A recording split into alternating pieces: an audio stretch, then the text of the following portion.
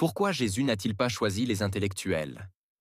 Beaucoup se demandent ce pourquoi Jésus n'a pas bâti son Église avec les grands intellectuels, les scribes ou les philosophes de son époque. La réponse est simple. Les choses de l'esprit ne se comprennent pas avec la tête, mais avec le cœur. Quand l'homme devient trop intellectuel, il pense pouvoir expliquer Dieu par des raisonnements humains. Mais Dieu est esprit, et ses mystères dépassent la logique. C'est pourquoi Jésus a dit « Je te loue, Père, de ce que tu as caché ces choses aux sages et aux intelligents, et de ce que tu les as révélées aux petits-enfants. » Matthieu 11, 25. Regarde les disciples. Ce n'étaient pas des docteurs de la loi, mais des pécheurs, des hommes simples.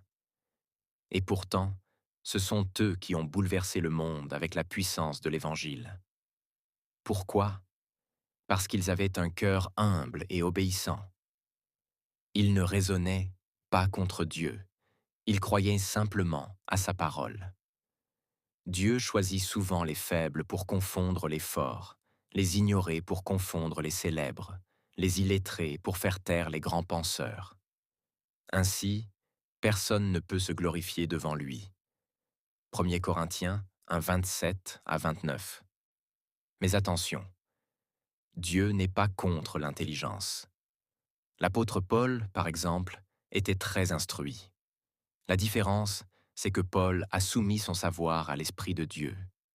C'est là le secret.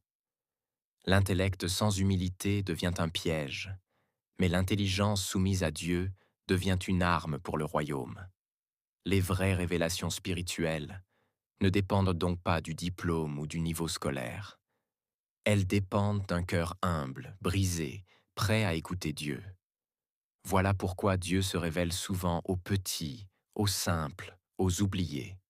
Parce que là où l'homme voit une faiblesse, Dieu voit un instrument puissant pour sa gloire.